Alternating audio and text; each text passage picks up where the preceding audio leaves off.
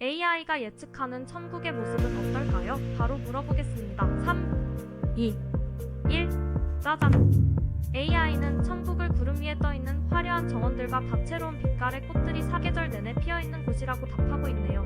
이번엔 AI에게 더 현실적인 천국을 보여주라고 해볼까요?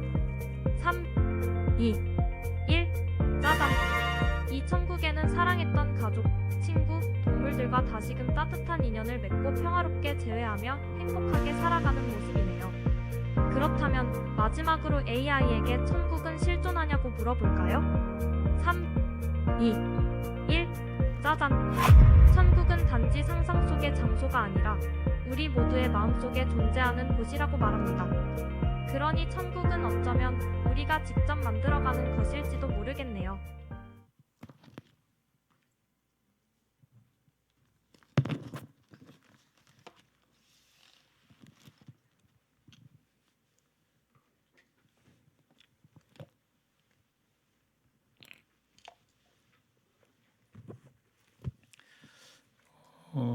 세상에서 나이 좀 들어서 살만한 사람들이 바라는 것이 무엇일까? 내 나이 된 사람들 얘기입니다. 그러니까 보면은 뭐 건강하게 여행 다니고, 뭐 돈이 좀 있으면 세계 여행 다니고, 이제 취미 생활하면서 여유가 되면은 이제 골프 치면서 소일하면 좋겠다라는 게 세상 사람들의 좀 여유로운 사람들이 바라는 이야기입니다. 이것도 이제 건강해야 가능하고, 은퇴한 후에 뭐 기껏 해야지 한 15년 정도 그렇게 하면은 이제 마칠 날을 기다려야 됩니다. 천국은 어떤 곳일까? 각자 상상을 하는 천국이 있습니다. 그 모습은 공통된 것도 있고 좀 다른 것들도 있어요. 천국에 대해서 아는 것이 제한적이기 때문에 천국에 대한 바램도 그렇게 크지가 않습니다. 천국은 거룩한 하나님이 있다, 이렇게 생각을 하니까 사실 거룩한 하나님 좋다라고 말하지만 속 생각은 지루하겠다라는 생각이 있어요.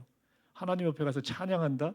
그거 한두 시간 하면은 목 아픈데 그거 계속 찬양해야 되나? 뭐 기도, 그것도 한 시간 하면 한 시간도 할 것도 없는데 뭐 하냐 이거죠. 별 재미없겠다고 여겨지는 곳이 사실 천국이기도 합니다. 지루한 천국보다는 차라리 지옥에 가서 화끈하게 사는 게 좋겠다라고 말하는 사람도 들었어요. 그건 지옥을 몰라서 하는 얘기죠. 성경은 천국을 이 땅만큼이나 구체적인 장소로 이야기를 하고 있어요. 아는 것이 구체적이면은 우리가 바라는 것도 구체적이 될 수 있어요. 그럼 우리의 믿음도 막연한 것이 아니고 구체적인 것이 될 수 있습니다. 그러면 우리의 삶도 더 실제적이 될 수 있어요. 정확하게 알아야지 우리의 삶을 그에 맞춰서 더 잘 살 수 있다는 거죠. 오늘 성경 본문입니다.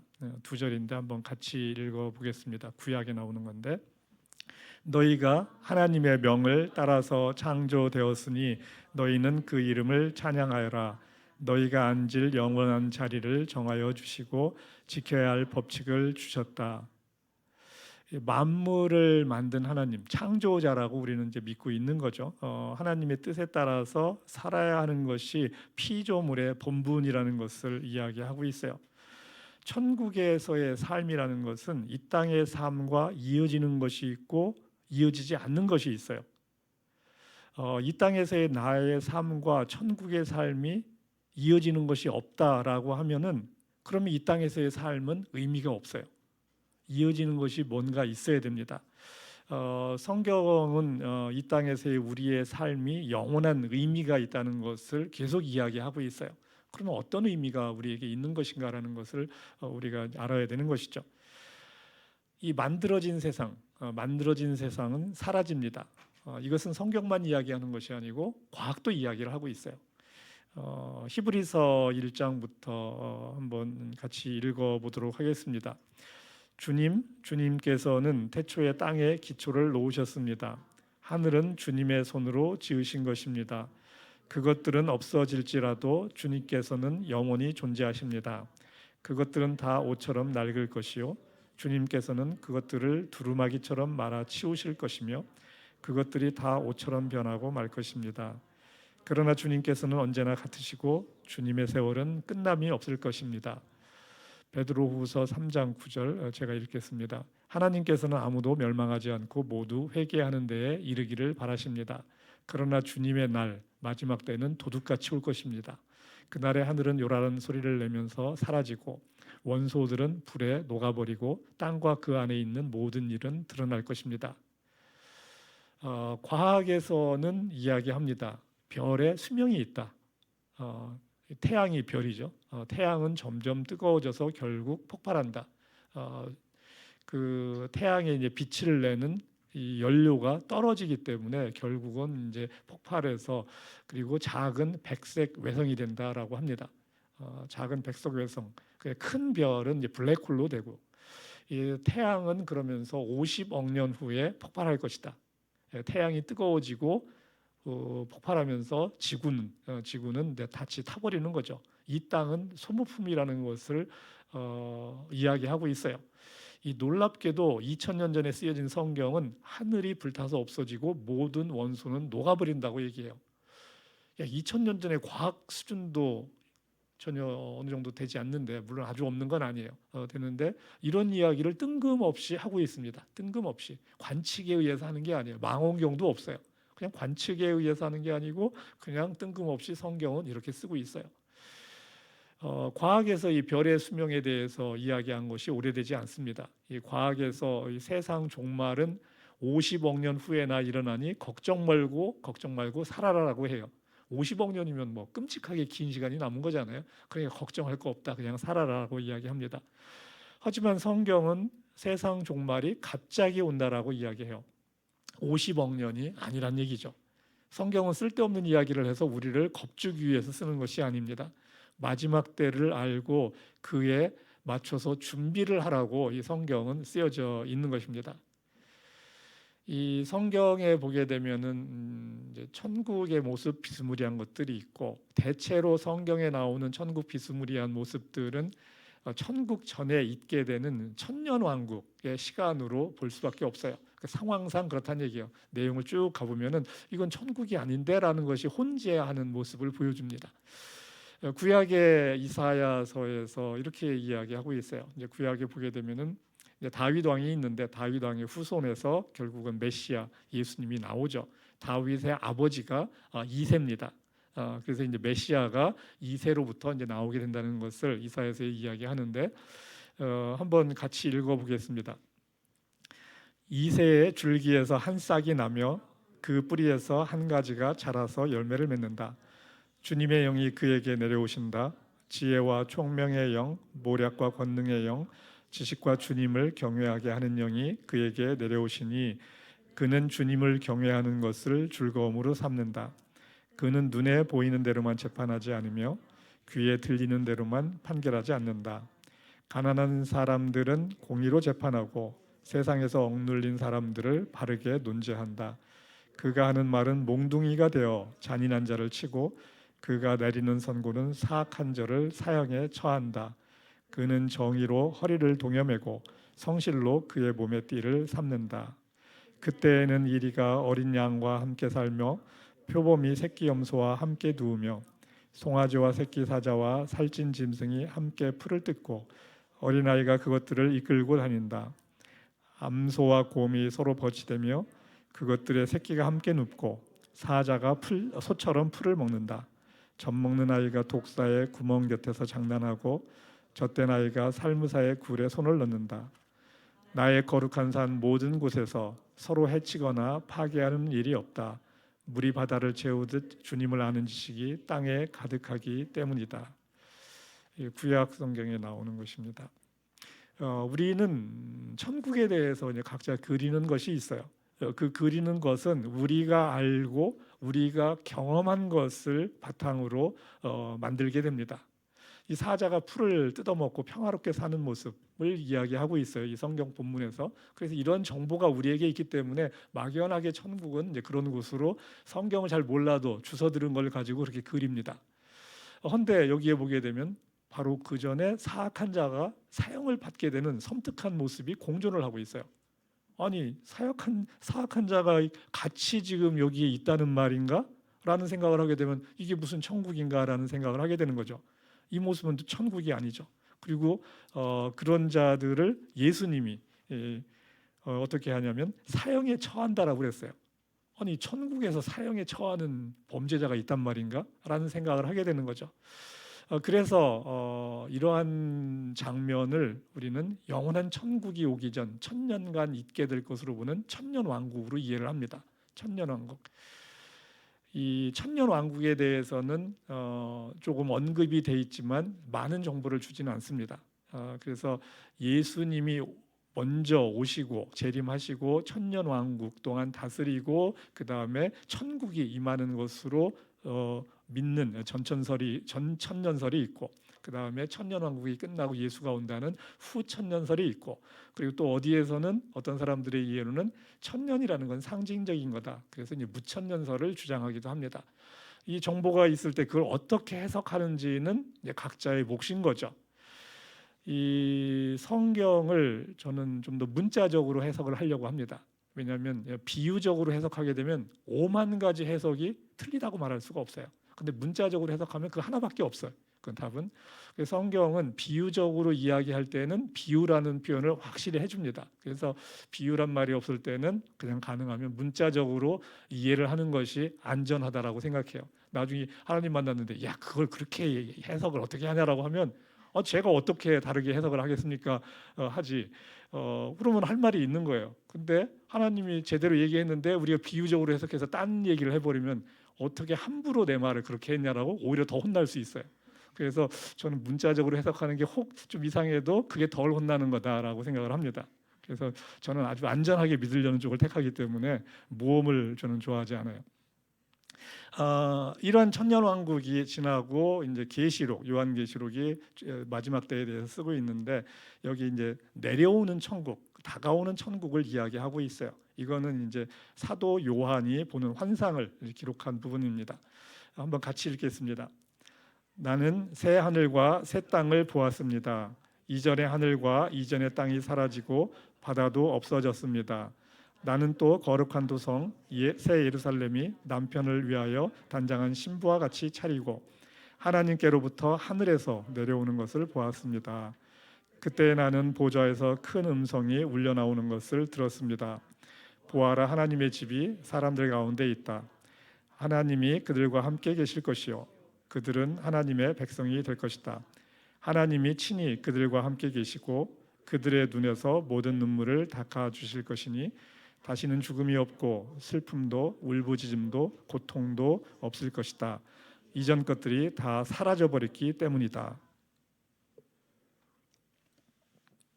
우리는 본능적으로 압니다. 우리의 현재 이 육신으로는 영원히 살 수 없겠다는 생각을 해요. 왜냐하면 이게 상처가 나기도 쉽고 그리고 썩는다는 것을 알고 있어요. 그리고 성경은 또 흙으로 만들어졌으니 흙으로 돌아간다라고 이야기도 합니다. 그래서 우리는 영원한 몸을 입어야 되는데 성경은 부활체를 입고 영원히 살게 될 것을 이야기합니다. 그러면 부활체를 입는다는 게 뭘까라는 생각을 해요. 이게 근데 예수님은 부활체를 입었지만 그 후에 부활체를 입은 사람이 없기 때문에 재현이 안 돼요. 그렇기 때문에 증명할 수가 없어요. 부활체가 뭔지 알 수도 없습니다. 단지 예수님의 부활체를 기록한 2000년 전의 기록, 이제 그것이 있는 거죠. 애벌레가 있어요. 그리고 다음 슬라이드. 그리고 이것이 번데기가 되고 그 다음에 번데기가 2주가 지나면 호랑나비가 돼요. 지금 저게 우화라고 그래요. 호랑나비 우화 장면. 지금 번데기였던 것이 2주가 돼서 저렇게 호랑나비가 되고 이거는 그래픽이 아니고 이제 실사가 아니고 실제를 찍은 거예요. 이게. 그래서 아주 잘 찍었더라고요. 그래서 했습니다. 자, 애벌레인 것이 호랑나비가 되는 걸 상상이나 할 수 있을까? 번데기가 되는 게 호랑나비가 되는 걸 상상이나 할 수 있을까? 번데기 맛있게 먹는 애잖아요. 우리가 번데기 먹는 애인데 걔가 호랑나비가 된단 말이야. 이거 상상할 수가 없어요. 자, 이게 어떻게 보면은 생명의 신비인 거죠. 우리는 관측하고 보는 것만 이건 괜찮아 맞아라고 하지만 왜 그렇게 되는지에 대해서는 우리는 알 수가 없어요. 이 인간의 사람의 부활에 대해서 고린도전서에서 신약에서는 이렇게 얘기합니다. 같이 읽겠습니다. 죽은 사람들의 부활도 이와 같습니다. 썩을 것으로 심는데 썩지 않을 것으로 살아납니다. 눈 깜빡할 사이에 호련히 그렇게 될 것입니다. 나팔 소리가 나면 죽은 사람은 썩어지지 않을 몸으로 살아나고 우리는 변화할 것입니다. 이 마지막 나팔 소리, 이게 마지막 때에 있게 되는 어떤 사인 중에 하나로 나오는 표현인데, 그때 이제 호련히 변화할 것을 이야기해요. 호련히 짧은 시간에 변화할 것을 이야기합니다. 자, 질문하겠습니다. 오늘은 조교가 바뀌었어요. 연서 자매를 조교로 등판시킵니다. 첫 번째 질문, 부활체가 되면 뭘 하고 싶나라는 첫 번째 질문을 던져요. 어디 있어요, 연서자매? 오케이. 전 조교 희수자매가 옆에 있네. 급할 때는 또 희수자매한테 넘겨 그냥. 그래서 오케이. 제가 생각을 해봤는데 때가 지나서 못하는 거를 하면 될 것 같더라고요. 저는 덤블링 같은 거 하고 덤블링. 돌아가는 몸 돌리는 거? 네.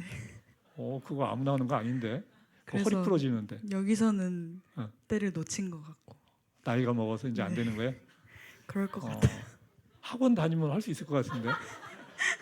한 2달 다니면 할 수 있을 것 같아요. 그죠? 아직 젊잖아요. 근데 부활체가 되면 해보고 싶은 거. 오케이. 굉장히 소박하네. 전혀 예상치 못한 답을 해줬어요. 부활체가 되면 뭔가 못 해본 거를 하고 싶은 게 맞잖아요. 소박한 꿈을 여튼 우리 연서자매에게 얘기했어요. 자, 부활체가 되면 사람인데 이전과는 다른 사람이야. 다른 얼굴이야. 그래서 알아보지 못해요.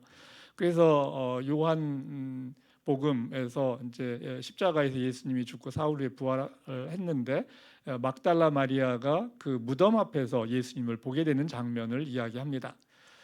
여기에서 이렇게 얘기합니다. 마리아는 예수께서 서 계신 것을 보았지만 그가 예수님이신 줄은 알지 못하였다. 예수께서 마리아야, 헌데 뜬금없이 내게 손을 대지 말아라. 내가 아직 아버지께로 올라가지 않았다.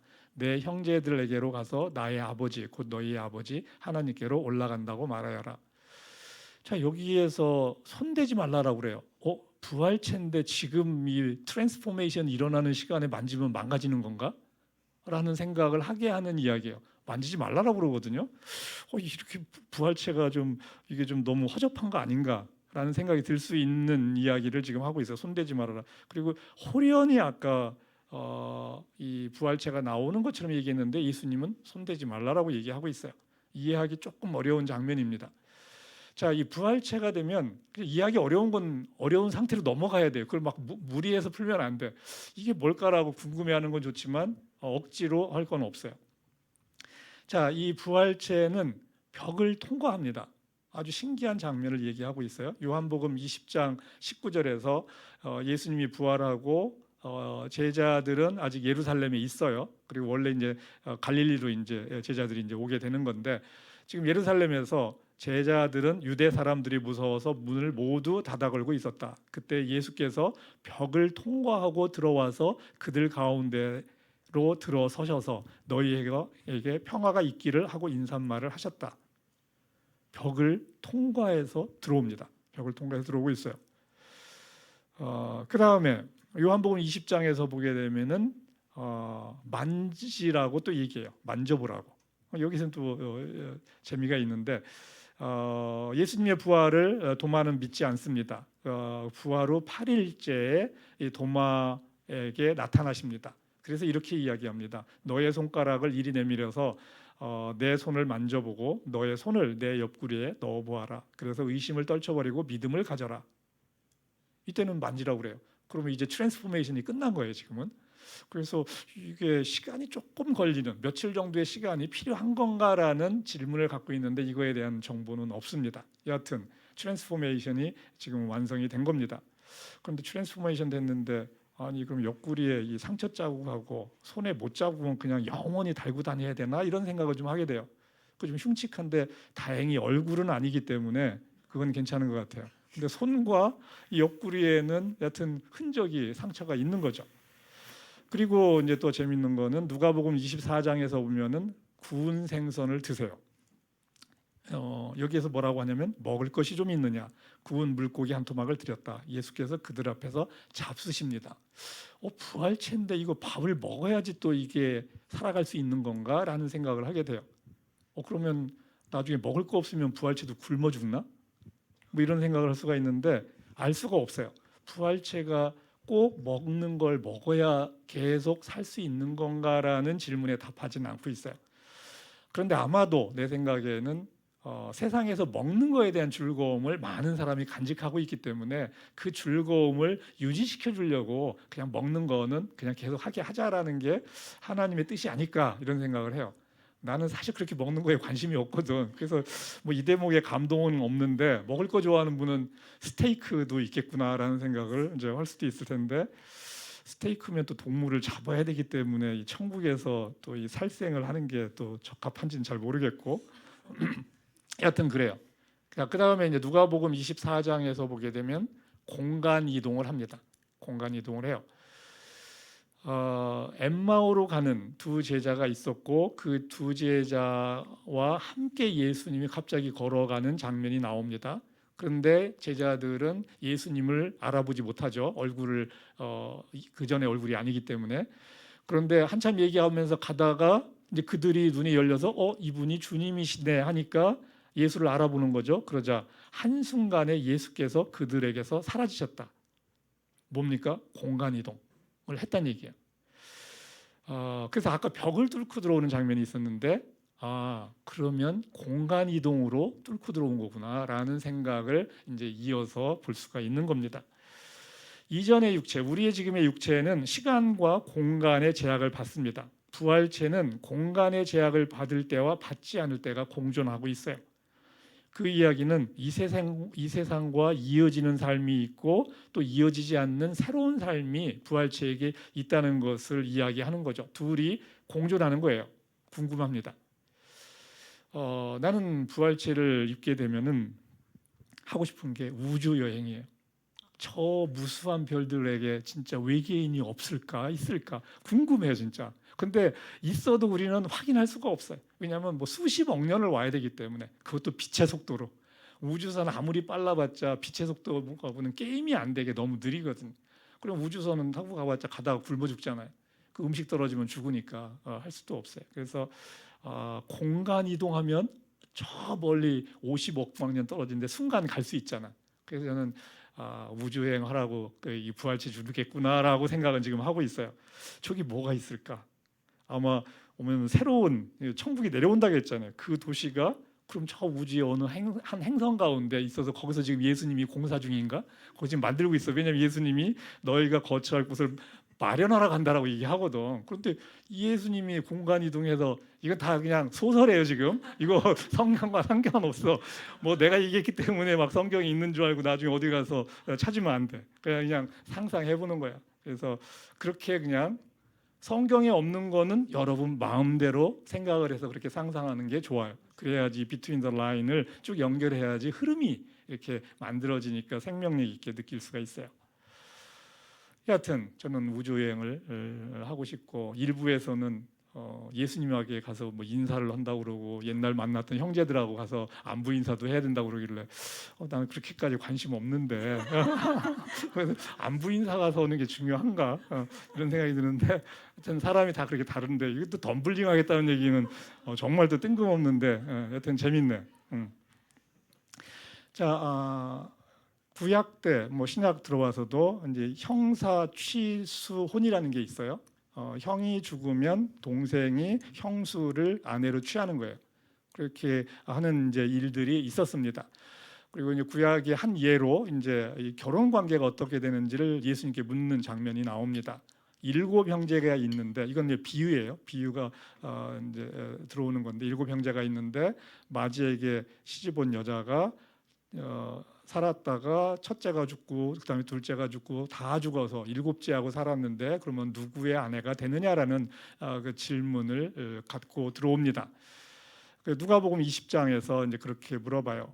부활 때 그 여자는 누구의 아내가 됩니까? 그런데 이게 헬라어 원어로는 뭐냐면 누구의 것이 됩니까요? 누구의 것.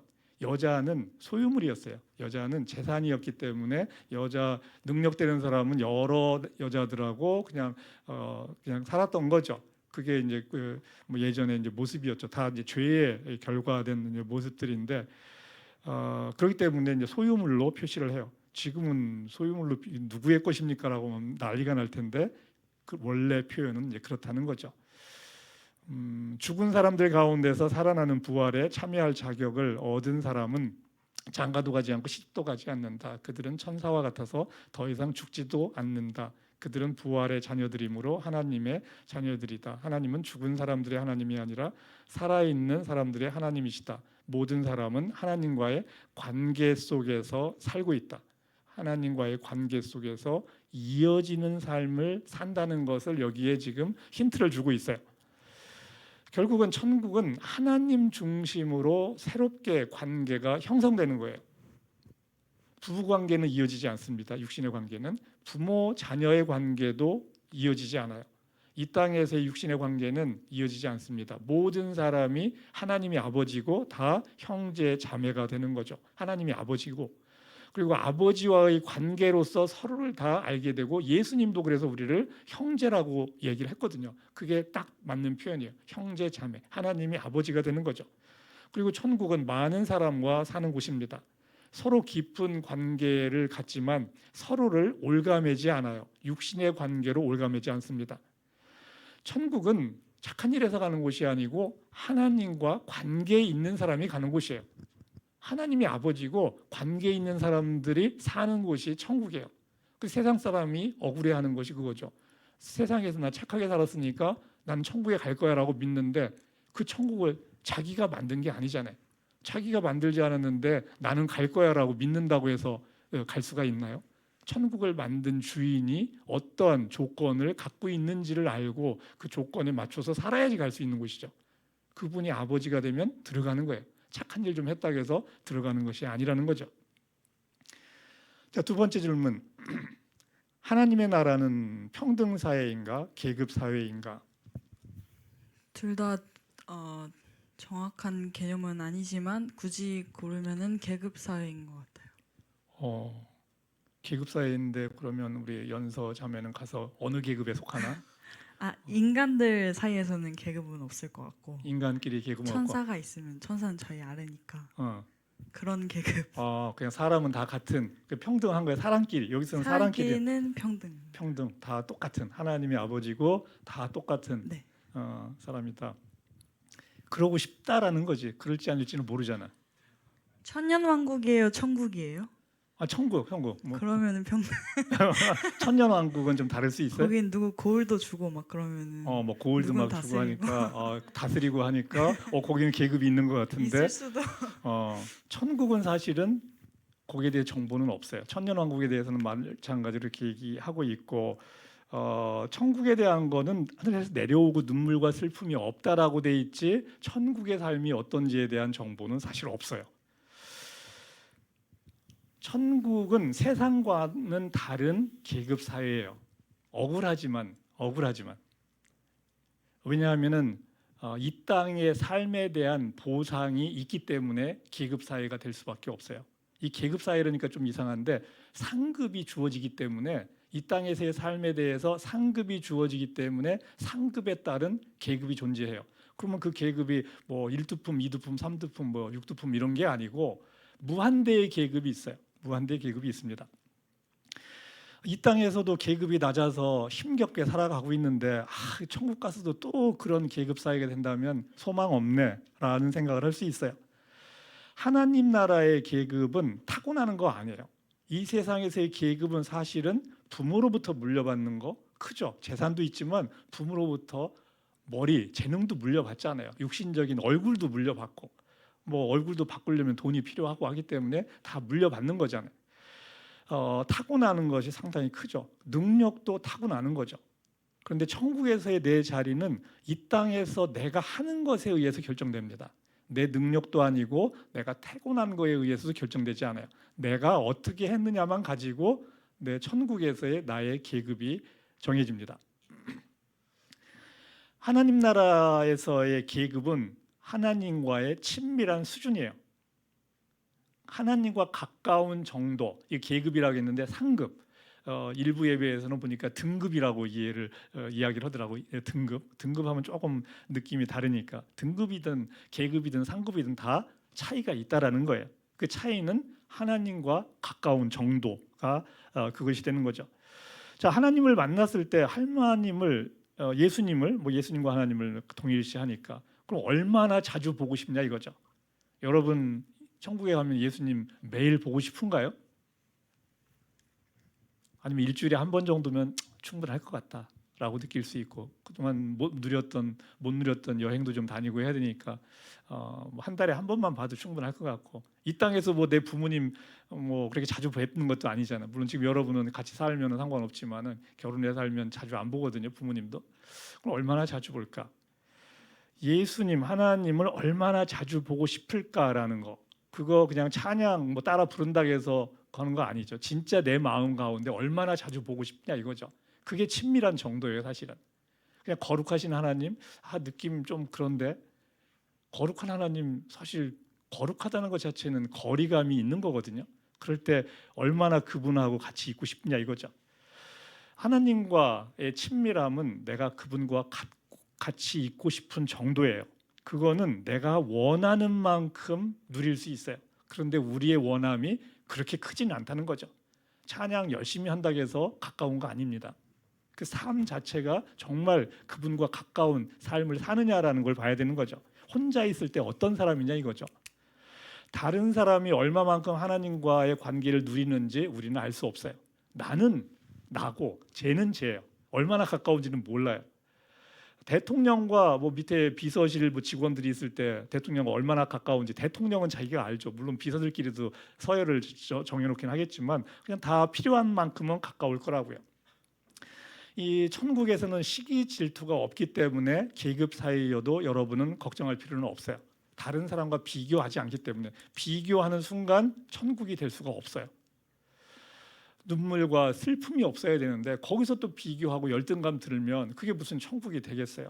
그래서 염려를 할 필요는 없다는 거죠. 자, 세 번째 질문. 이거는 일부에서는 해당되는데 이 연서한테는 해당이 되기가 좀 어려운데 그냥 미래의 생각이라고 생각해서 천국에서 나는 내 남편에 대해서 기억할 수 있는 것이 있을까? 있을 것 같아요. 있을 것 같아. 뭘 기억할 수 있을 것 같아? 다 기억은 할 것 같아요. 행복했던 그 시간들 다 기억할 것 같아? 네. 힘들었던 것도. 힘들었던 것도 기억하고. 그래 그냥 앞으로 있을 남편과 이제 있었던 기억들이 있어줘야지 좀 이어지는 맛이 있을 거 아니야, 그죠? 근데 남편으로는 기억은 못 한다고 내가 얘기했어, 그죠? 그런데 관계로서 어떤 육신의 관계로서는 기억을 못 하지만 사랑했던 관계로서는 기억을 하는데.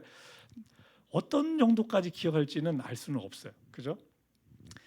사실은 남편과 또는 자식과 이 세상에서 즐겁게 누린 사랑의 순간들이 있어요. 그 연인 간에도 사랑을 하니까 사실 그러한 사랑의 순간들은 즐거운 순간들이잖아요. 사실 이 땅에서 받는 축복이에요. 이것은 하나님이 특별히 점수를 줄 일은 아니야. 왜냐하면 자기 사랑스러운 아이하고 사랑스러운 아내 남편, 물론 일부에서는 그 자체가 시련이지만은 2부에서는 사랑스러운 남편과 아내 관계로 이야기를 하는 거죠. 일부에서는 그런 표현을 적합하지가 않기 때문에 현실적인 문제로 이제 이야기를 하는 거고. 자, 그러면 좋은 관계 속에서 즐겼던 거는 사실은 그건 하나님께서 기억할 일이 없어요. 그러니까 그 기억은 천국에서도 없어요. 하나님과 관련이 있어야 되는데 하나님과 관련이 되려면 남편이나 아내가 사랑할 만하지 않아야 돼. 힘들게 해야 돼. 자녀가 속을 썩게 해야 돼. 그러면 하나님 앞에 나가서 하소연을 할 수밖에 없어요. 하나님께 의지해서 그 순간들을 얘기하고 사랑할 수 없는 남편, 사랑할 수 없는 아내를 사랑하면서 지냈던 기억은 하나님이 그 사이에 있는 거죠. 그것은 하나님이 상을 주세요. 그래서 일부에서 남편 속썩였다고 너무 욕하지 말아라. 남편 때문에 당신의 상급은 커진다라고 했는데 많은 경우에 그만큼 잘 견뎌내기도 또 쉽지는 않은 거죠. 여하튼 하나님이 기억을 하십니다. 그리고 하나님이 기억하는 것은 나도 알게 된다는 얘기죠. 하나님이 기억하는 건 뭐냐면 힘든 가운데 내가 어떻게 하나님을 의지해서 그 상황을 이겨나갔는지죠. 히브리서 6장 한번 같이 읽어보겠습니다. 하나님은 불의하신 분이 아니므로 여러분의 행위와 여러분이 하나님의 이름을 위하여 나타낸 사랑을 잊지 않으십니다. 자녀와 남편과 아내, 하나님의 이름을 위해서 사랑을 할 수 있다는 거죠. 사랑하기 힘든 아이를 사랑하는 거, 이런 거는 헌신이거든요. 사랑의 기쁨을 사실 성경에서는 얘기하지 않아요.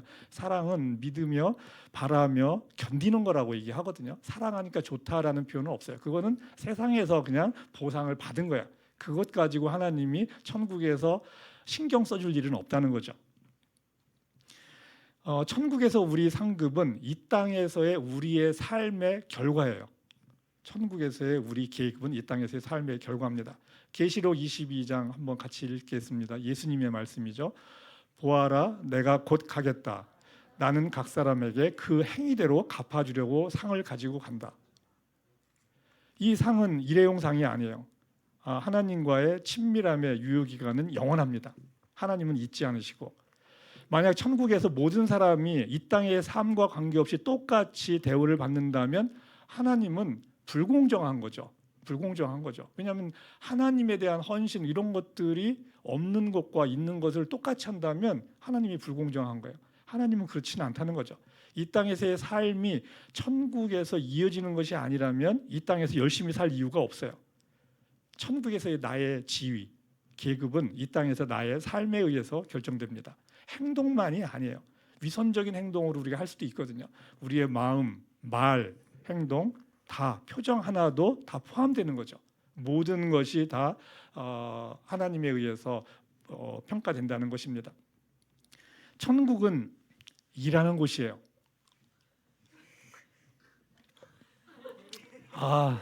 힘들다. 이 땅에서 뭐 편의점에서 알바하느라고 애썼고, 뭐 말 안 듣는 애 과외시키느라고 뭐 애쓰고 뭐 이랬는데, 천국에서 또 일한다. 아주 이거는 심란한 이야기인데, 근데 천국은 일하는 곳이에요. 심란해도 할 수 없어. 그러니까 우리가 사실을 직면하지 않을 수는 없다는 거죠. 천국에 대한 이야기를, 마지막 때 심판에 대한 얘기를 예수님께서 이런 비유를 하나 줍니다. 이제 주인, 예수님 하나님을 표현하는 거죠. 주인이 이제 종 3명에게 1달란트씩을 주고, 1달란트가 한 5억 원 정도 되는 돈입니다. 우리 지금으로 말하면. 그리고 종들한테 가서 장사를 하라고 하고 먼 데를 떠나갔다가 한참 후에 돌아와요. 그래서 장사한 결과를 보고 어떻게 했는지를 보는 장면입니다. 1달란트 가지고 열심히 일해서 이제 2달란트를 벌은 종에게 그 주인이 이렇게 이야기합니다.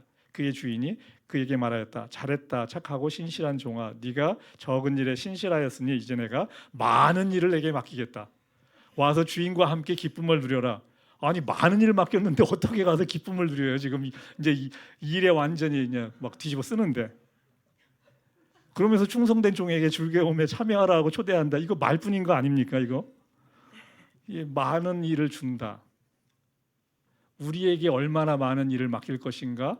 이 땅에서 사실은 우리를 훈련시키고 있어요. 지금. 야, 이거 일꾼 뽑으려고 하나님은 그러면 우리를 보시는 건가? 천국에서 일을 많이 할수록 즐거움이 커집니다. 왜 그래요? 이 땅에서의 일은 힘든데 천국에서의 일은 힘들지가 않은가? 천국에서의 일은 힘들지 않아요. 본래 일은 우리에게 주어졌던 존재의 목적이에요. 하나님이 사람을 만들 때 하나님의 형상으로 만들고 생육하고 번성해서 땅을 다스리라고 합니다. 딱 2가지예요. 그래서 다스리는 게 일이야. 이 세상에서 농사짓고 엔지니어링 하는 거 다 일이죠. 그 일하는 거죠. 힘들지 않았어요. 그런데 죄가 들어온 후에 가인의 이제 후에는 수고에 수고를 더해서 일하게끔 땀을 흘리고 일하라고 거기에 벌을 주게 되는 거죠. 일이 힘들어진 것은 죄로 인함이라는 거죠. 천국에서의 일은 즐거움이에요. 다이나믹이 있다는 거죠. 지루할 틈이 없어요. 우리의 또 존재의 목적이에요.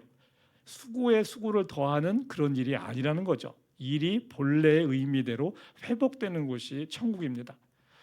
하나님은 우리가 하나님을 생각하면서 살기를 원해요. 특히 억울한 고난을 당했을 때 하나님을 생각하면서 넘어가는 거 좋아하십니다. 그래서 베드로전서 2장 한번 같이 읽겠습니다. 억울하게 고난을 당하더라도 하나님을 생각하면서 괴로움을 참으면 그것은 아름다운 일입니다. 하나님을 생각하면서 그냥 참으면 되지 뭘 또 하나님을 생각하면서 일까? 하나님은 우리의 생각 가운데 들어오는 걸 좋아하세요. 왜냐하면 하나님은 자기가 보이지 않기 때문에 우리의 생각 속에 들어오는 것밖에 할 수가 없어요.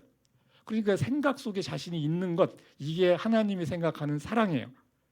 자신을 직접 드러낼 수가 없기 때문에 우리의 생각 속에서밖에 있을 수가 없다는 거죠. 우리가 그분을 생각하며 살아가는 거, 힘들 때 생각하면서 살아가는 거, 이게 하나님 보시기에 아름다운 일이다라고 이야기하는데 그게 곧 상급이 된다는 얘기죠. 어려운 순간들, 힘들고 외로운 순간들을 하나님을 의지하면서 생각하면서 견디어 나가면 그러면 그것이 상급으로 가는 거죠. 이 땅에서 우리가 보게 되는 열매가 천국에서의 상급은 아닙니다.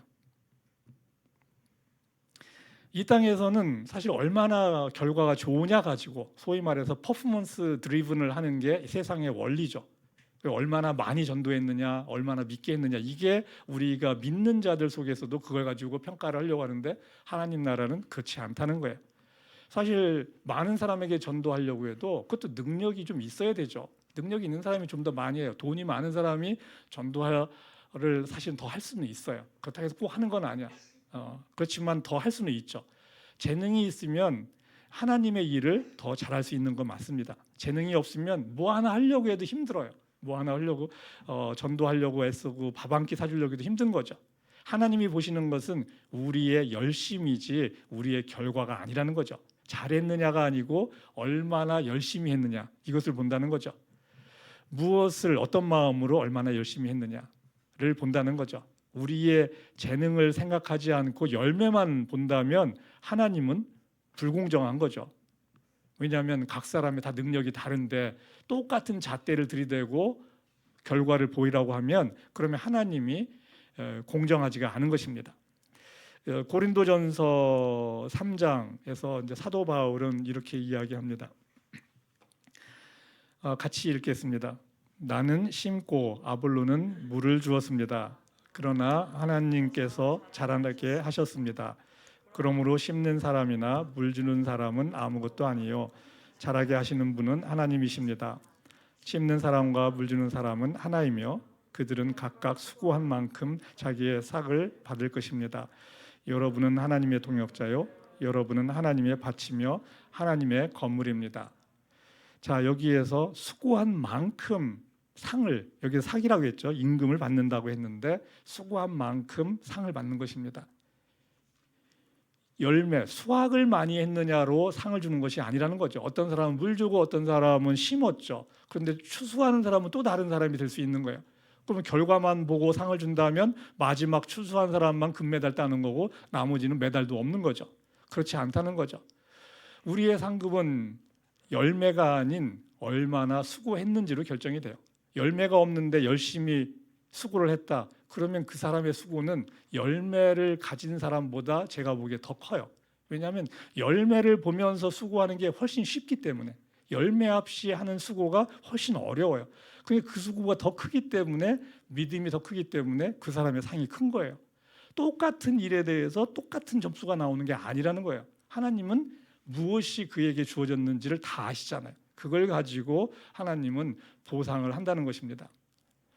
우리가 이 땅에서 한 일에 대해서 보상이 없다면 하나님은 불공정한 거죠. 그러면 우리가 이 땅에서 열심히 살아야 될 이유도 없어요. 하나님이 얼마나 공정한지 알기 위해서 우리는 영원한 세상에서 그것을 확인하기 위해서 기다려야 되는 거죠. 믿음을 갖고 기다려야 됩니다. 말씀을 정리하도록 하겠습니다. 영원한 세상, 천국에서 부활체를 입는다라고 하면 사실 황당한 공상과학에서 나오는 그런 이야기 같습니다. 이 새로운 것이 창조되는 것은 모두 기적입니다. 이 기적은 과학에서는 할 말이 없어요. 이 기적은 과학에서 설명할 수가 없습니다. 그냥 우연히 있는 사건들만 이야기해요. 이 땅과 우주의 피조물을 만든 분이 우리의 육체를, 지금 있는 육체를 좀 변형시켜서 부활체를 만드는 거예요. 그죠? 이 모든 것을 존재케 한 하나님이 우리 몸을, 썩어질 몸을 썩지 않은 몸으로 트랜스포메이션 한다라고 하면 그거에 대해서 우리는 땡큐라고 하면 되는 거죠. 그럴 수는 없는 거다라고 이야기할 필요는 없다는 거죠. 그렇게 해서 우리에게 이득이 없기 때문에 그렇습니다. 천국은 사랑이신 하나님이 계신 곳입니다. 이 사랑에는 대상이 필요해요. 우리는 하나님의 사랑의 대상입니다. 하나님은 우리와 영원한 사랑을 하기 위해서 우리가 썩지 않는 부활체를 입게 하십니다. 하나님이 영원하고 우리와 함께하니 하나님과의 사랑도 영원합니다. 그래서 그 사랑의 대상인 우리도 영생을 할 수밖에 없는 거예요. 하나님의 사랑이 대상이 내가 되면은 나는 영생할 수밖에 없습니다. 천국에서는 하나님 중심으로 관계가 맺어집니다. 형제, 하나님이 아버지이고 형제 자매와 영원히 사는 곳입니다. 모든 관계가 하나님 중심으로 이루어진다는 거죠. 육신의 관계로 맺어진 부부관계, 부모자식 관계 이런 것은 사라집니다. 이 땅에서 삶이 이어지는 것이 있고 사라지는 것이 있어요. 이 땅에서 나의 삶이 천국에서의 나의 자리를 결정합니다.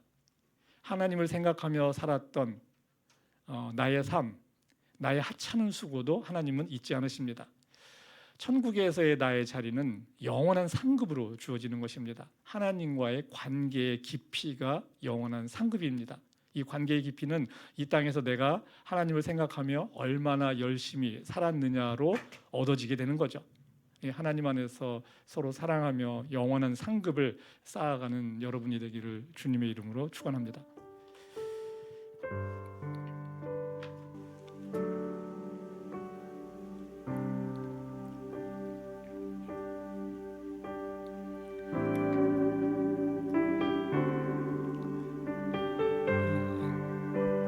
오늘 이 땅에서의 삶 그리고 부활체의 삶에 대해서 이야기했습니다.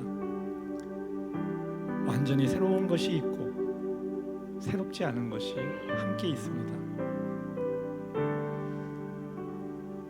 모든 것이 새롭다면 우리의 이 땅에서의 삶이 의미가 없어지는 거죠. 그렇지는 않다는 것입니다. 이 땅에서의 삶을 이어서 가는 부분이 그곳에 있다는 것입니다. 하나님은 정의로우시고 공의로우시죠. 이 땅에서의 우리의 삶을 다 기억하십니다. 그리고 그거에 대해서 영원한 세상에서 반드시 보상을 해주십니다. 그 보상은 하나님과의 친밀함입니다. 친밀함은 하나님을 소유하는 정도가 되는 겁니다.